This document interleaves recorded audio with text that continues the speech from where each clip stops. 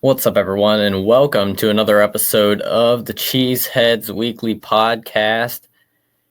It is a Tuesday, November 12th. We're coming off of a Packers bye week and a fun-filled Week 10 that saw the Vikings and Lions get wins in dramatic fashion. We'll talk about the division and, kind of look ahead towards the playoffs and what that looks like in a minute here. Also want to talk about the upcoming matchup versus the Chicago Bears and some interesting news happening over there in Chicago. We'll get into that and more. I would like to just let you know that you can send in a voice message, leave a voice message for me for the show, and it can send in a question. You can give any kind of feedback you want, and it would all be very much appreciated. There's a link in the description of every episode, anywhere you are listening or watching, to do that. The show is available just about anywhere you get podcasts, including on YouTube, so you can watch the show as we continue to try to make the show better. New episodes come out weekly, all about the Packers. You can hit the bell icon to be notified when a new episode comes out on Spotify and YouTube. Be sure to tell your friends about the show. Helps get the word out, and I very much appreciate that. And if you would like to help the show in another way, very, very easy to do. You can hit the follow button or subscribe button, whatever it may be, wherever you're listening, and that is totally free, and it helps the show out a lot. And of course, you can leave a rating on Spotify. You can also rate and review on Apple Podcasts. That is all very much appreciated if you can do that. You can also follow me on social media at Cheeseheadz_weekly. On X, it is at Cheeseheadz_W. The last letter of the Cheeseheadz is a Z. And of course, you can check out the website as well, greatcove.net/Cheeseheadz, and you can find all the episodes there, all of the episodes of the show. And if you're watching on YouTube, you can see it on the screen now. Also have a few articles out as well in the blog section, so you can always check those out. Most of them are pretty dated, and I do not keep up with that too much, but you can also find everywhere to follow me on social media and where to find the podcast as well. So with that, we will get into the show for today and this week. And we'll start off with this. Can the Packers still win the NFC North? This was kind of an eventful weekend, I guess, for the division. The Lions and Vikings just were able to squeak out wins, and kind of dramatic fashion over the Jaguars for the Vikings. The offense was not good. Sam Darnold threw 3 picks in that game, and the Jaguars really did a good job taking away Justin Jefferson, and the Vikings had a hard time with it. Aaron Jones went down briefly with an injury, did come back towards the end of the game, so that is good news for the Vikings for sure. But Vikings, the last couple weeks, they lost a game to the Rams, and I believe that was 2 weeks ago. And then they came back and beat the Jaguars, but it was close. And so, definitely some weakness there, you could say. And it actually the last game they played was against the Colts. But that game was actually close too, and not a game you really want to be close if you're the Vikings. So Vikings kind of not on as much of a roll as they were. They did lose to the Lions in a very close game. So they seem to have, honestly, a little bit of an uphill battle themselves to win the division at this point. Lions seem to be running away with it, but they ran into their own little bit of a jam, I guess you could say, and on Sunday Night Football versus the Texans. Jared Goff threw 5 interceptions in this one, and they were able to overcome it and win 26-23. Jake Bates is the hero in this one, kicked the game winner as time expired, hit another long field goal just before that in the fourth quarter, late in the fourth quarter as well, to tie the game. And so, very dramatic game, fun to watch. I watched the end of it, but it shows that, maybe there are some weaknesses, but Lions have just been tremendous at finding ways to win, no matter what the situation is. Regardless, do the Packers have a chance to win the NFC North? Well, let's just take a quick look at the standings here. I will just try to bring those up for us here if you're watching on YouTube. You can see these hopefully on your screen, and we'll walk through it a little bit here. So, in the North, we have the Lions at the top, 8-1. I'm not even sure how many games they've played against the division here. I will just check. It looks like their record versus the division is 2-0 with wins versus the Packers and the Vikings. They have not yet played the Bears. They play the Bears in about 3 weeks. Play the Packers directly after that. So, doing pretty good. They beat the next, kind of the next 2 teams here in the standings. If we go back to the standings here, the Vikings are 7-2, just a game back, but again, they lost a head-to-head with the Lions. So Lions seem to be very much in control of this division overall. And the Packers are 6-3, 2 games back of the Lions, 1 game back of the Vikings. They have lost to the Lions and the Vikings. And so they are really in a little bit of a hole there as far as the Vikings and their divisional record. I just want to see who else they have played here. It looks like they have not played the Bears yet either. So they've played the Packers and the Lions, lost to the Lions, beat the Packers. So Vikings seem to be, basically almost 2 games, you could almost say, ahead of the Packers because they have the tiebreaker. At this point, they have to play again. So all this, is a little bit TBD. Packers can beat the Lions and Vikings, and that will help their case out. And of course, they're only 1 game back then, and it'll go to the next tiebreaker, which I'm not even sure what it is. And we'll figure all that out. But at this point, they are facing a little bit of an uphill battle.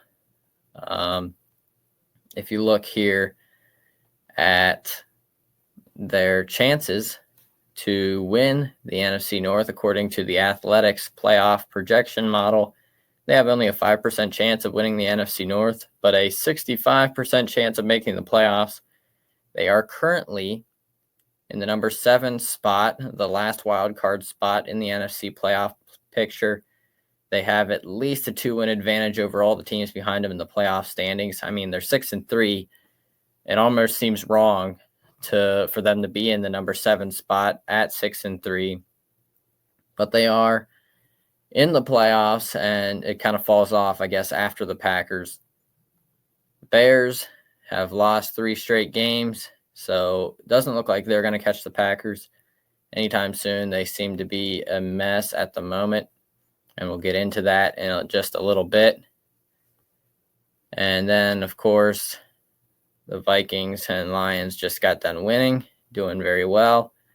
Eagles are another team that are 6-2, now 7-2 after their win over Dallas, and they have the head-to-head over the Packers, so they're trying to hold their lead.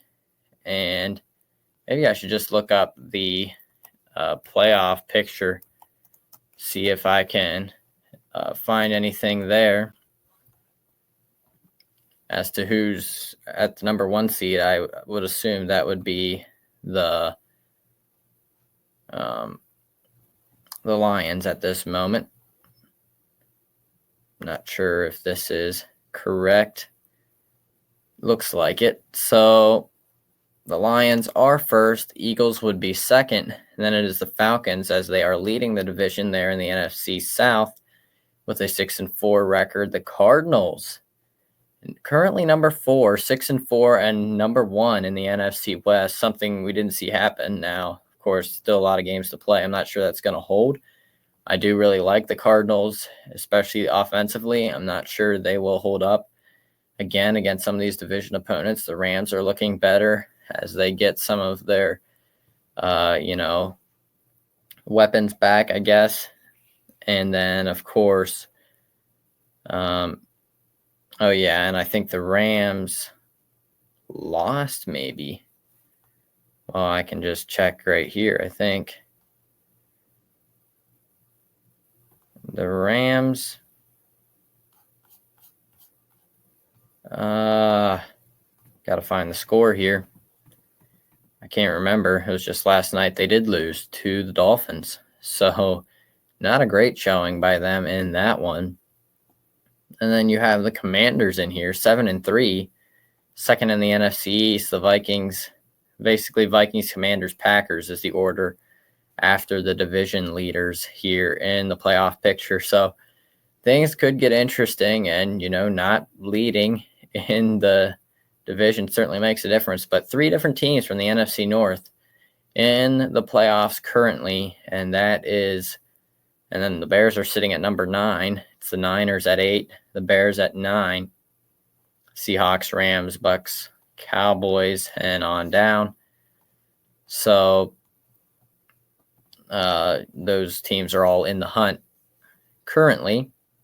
So, yeah, NFC North looking pretty strong, pretty much outside of the Bears this season. So let's move on here. What can we expect from the Packers after the bye week? According to Matt LaFleur, the Packers are hoping to get, he's quote, optimistic, per Matt Schneidman of The Athletic. At cornerback, Jair Alexander, center Josh Myers, and safety Evan Williams will all return. It seems like all of their injuries were minor, and they were seemingly fairly close. I believe they were all listed as questionable. Myers may not have been. Actually, no, Williams ended up not practicing after they acted like he might play in week 9. He did not. And so I believe he was listed as doubtful or maybe even out, actually. Alexander was questionable. I remember Myers, I believe, was questionable as well. Myers is just a lingering injury, and they held him out of that game. He's out on the bye. He definitely should be back. Williams and Alexander, those are, slightly newer injuries, so we don't know for sure what we are looking at with those, but hopefully they can be back before too long. For Jair, it's a knee. For Evan Williams, it's a hamstring.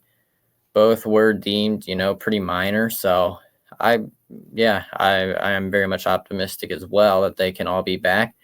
that's exactly what we were hoping for with this bye week, to get some players healthy. Hopefully Jordan Love can, get pretty close to full health, so he's not, doesn't have to worry about re-injury as much. Also, we get Marshawn Lloyd has been designated to return from injury reserve. That is as of yesterday. That opens his 21-day practice window for him to return. Could return as early as before the game on Sunday versus the Bears. The Packers, by the way, I guess I can just mention this. I didn't actually get the chance to say this on the pod. It is like 5-day-old news. But Preston Smith was traded to the Steelers for a 2025 7th-round selection. As far as my take on this, I think it's kind of a win for all sides. Smith said afterwards it was reported that Smith had requested a trade a couple weeks before the trade happened. And Smith said himself that he just wasn't really comfortable in the new scheme with the 4-3 defense. He thought he fit better with a 3-4. And he gets to play with a contending team in the Steelers. And so hopefully we'll be able to win some games over there in Pittsburgh, and joins a really great defense with TJ Watt, among many others there. So, and I mean, he had a great debut as well in his first game. Had a tackle for loss and a sack as well. So 2 big plays, played 23 snaps. So very nice performance in his debut with the Steelers, and I'm happy for him. Like I said, it's obviously a win for Preston. I think it's a win for the Packers. They, of course, have thought about cutting him in the past, to make room for some of these younger guys behind him to get more playing time.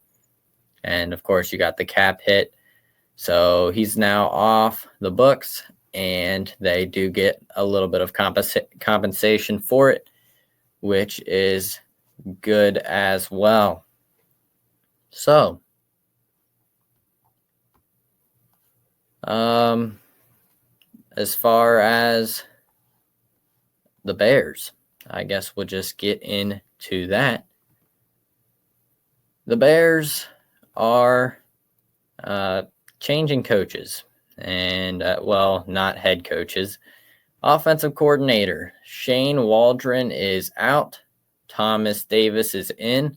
I believe Thomas Davis spent time with the Panthers last season. I believe he was their OC or something of the sort. I believe that's what he was. He did call plays for them at certain points during the season, with that failed first season with Bryce Young at quarterback. I wasn't extremely impressed from, what I've heard from, about him and his play calling. It may not be much of an upgrade, but it is a change, and the Bears certainly needed that. Waldron was not getting the job done, and I think it's, a good move overall, just in the sense that Waldron did need to kind of go, but it's kind of a wild card as to whether Davis will make things better. As far as Caleb Williams, the Bears are coming off a 3-point performance against the Patriots. 3 straight losses now, and Caleb Williams' stats on the season so far, he has a 60.5 completion percentage, has thrown for 1,785 yards, 7 touchdowns, has 5 interceptions, and an 81.0 passer rating. Has shown, stretches of brilliance, has certainly flashed, but has also not done very well. And so the jury is kind of still out whether, people have, of course, been roasting the Bears, and, understandably so. DJ Moore Not happy. If anything, maybe it will help the locker room get back together because this team is so just disjointed right now. Maybe the change will make some of the players a little more happy, like the DJ Moores. But I don't think this is going to help a whole lot. It just creates more chaos. And so, Packers, getting the Bears at the right time should be a win, should be a good get-right game coming off the bye. If they can stay healthy in that one, come out with a win, that would be very helpful. Get some confidence back. And then I'm not even sure who they play next, but I can certainly look here. After the Bears, they will get the 49ers. So interesting matchup there, and that's the late game window on Fox. So probably we'll get to hear Tom Brady again. And as far as the Bears game, it is in Chicago at 1 o'clock Eastern. That would be noon Central on Fox for that game. So I will be watching it if I don't have anything else to do. And hopefully we'll see some good Packers football. Certainly some things to continue to put together and work on offensively, especially, but defensively as well. And yeah, Packers just kind of chasing perfection at the moment as far as their scheme and play on both sides of the ball. So keep an eye out for that game. Bears have a great defense, not so great offense.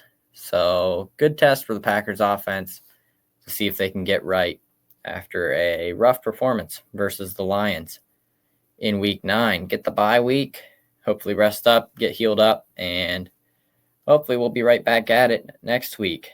That is about going to do it for the show for me today.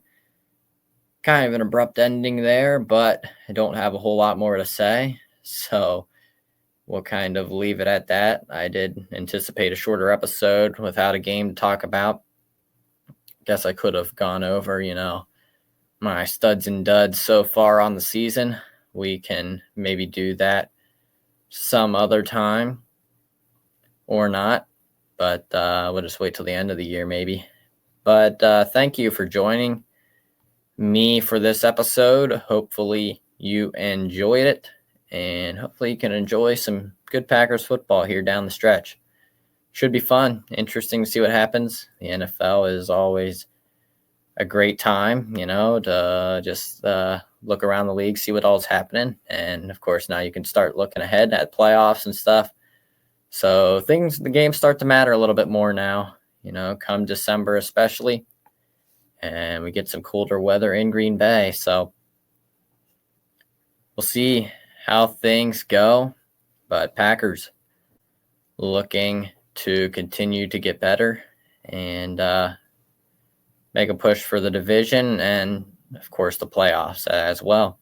Thank you for listening, everybody, and go Pack, go.